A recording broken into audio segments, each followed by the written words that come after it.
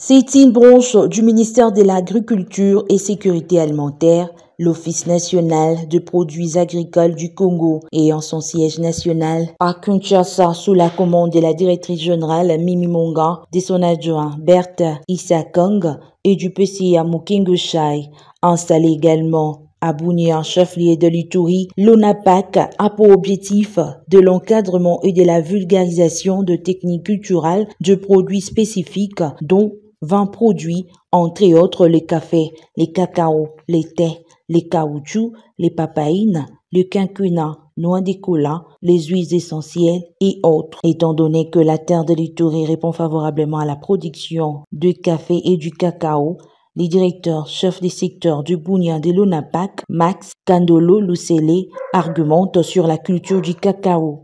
Nous faisons notre travail selon que cela le permet. Nous couvrons pratiquement toute la province de l'Ituri.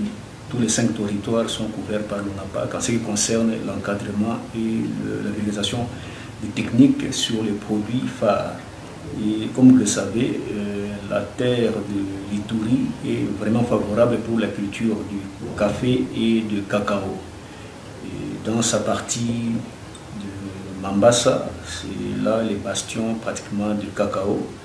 Et de l'autre côté, vers Mahagi, Djougou et Aru, ça c'est pour les cafés. À savoir qu'il y a des normes à remplir pour faire la culture du cacao. Bon, ce qu'il faut dire que le cacao, c'est une culture qui est faite par les paysans. Et quelqu'un qui veut entrer dans le domaine dans cette filière doit se conformer aux normes que l'office fixe pour être agréé. Et cela demande à ce qu'on puisse introduire sa demande. Et dès que cela est accepté par la direction générale, il peut œuvrer tranquillement. D'abord, il faut être commerçant, avoir tous les documents requis, avoir tous les documents, c'est-à-dire les livres de commerce, les registres de commerce, être identifié sur le plan national.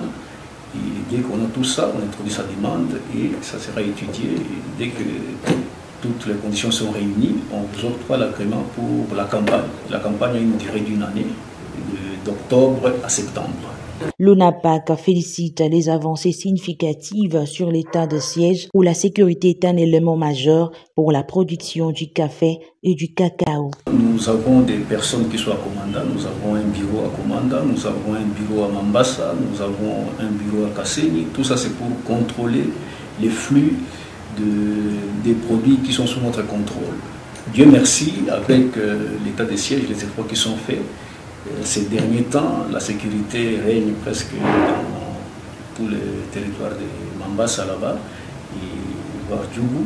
Et les gens se retrouvent dans cette culture. Et nous voyons cela à travers nos exportateurs, les gens qui sont agréés, qui passent par chez nous ici, par rapport à leur quantité qu'ils sont en train d'exporter. Pour cette année 2025, l'ONAPAC s'est dit augmenter la quantité exportable ainsi que la main-d'œuvre. Les objectifs sur le plan sectoriel, c'est-à-dire ici en Ituri, c'est d'augmenter la quantité exportable officiellement par rapport aux années antérieures et avoir beaucoup de personnes qui passent par les voies officielles, c'est-à-dire que la province se retrouve, que les autres services étatiques se retrouvent et que l'ONAPAC se retrouve aussi. La campagne passée, nous sommes arrivés à plus ou moins 1600 tonnes de cacao et presque dans la même proportion 1200 tonnes de café. Et cette année, nous comptons doubler ce tonnage et nous faisons tous les efforts possibles pour que nous puissions atteindre dans les 2500 à 3000 tonnes de cacao. Max Kandolo Lucele, directeur du secteur de l'ONAPAC à Bunia, signale qu'il y a la traque des fraudeurs sur la production du café et du cacao. Je pense que pour que quelqu'un puisse opérer dans ces domaines, il doit avoir les documents. Donc tout celui qui n'a pas de documents requis, il est considéré par l'ONAPAC comme un fraudeur.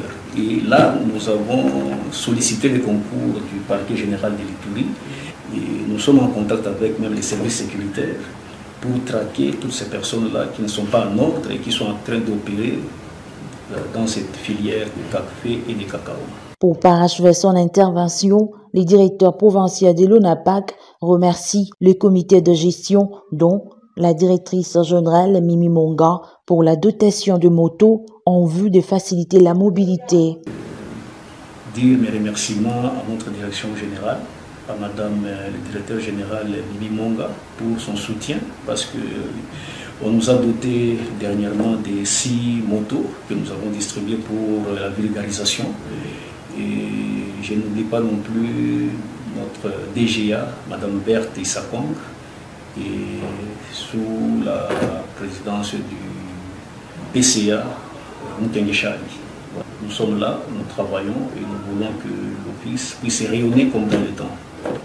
La pacification de l'Ituri contribuera au développement de la RDC car l'ONAPAC s'y penche pour étendre la production des plantations telles que les cafés, les cacao, le VA, les huiles essentielles qui sont rares dans d'autres pays africains. Mais en Ituri, la sécurité permet à l'ONAPAC, à travers ses agronomes, de faire des suivis dans 5 territoires dont Mambasa, Irumu, Mahagi, Aro et Djougou, qui reste l'épicentre de groupes de milices qui sèment la terreur et empêchent l'ONAPAC de bien travailler, alors que ces territoires regorgent une grande partie de plantations et dit au gouvernement de restaurer l'autorité de l'État dans cette zone d'ombre dans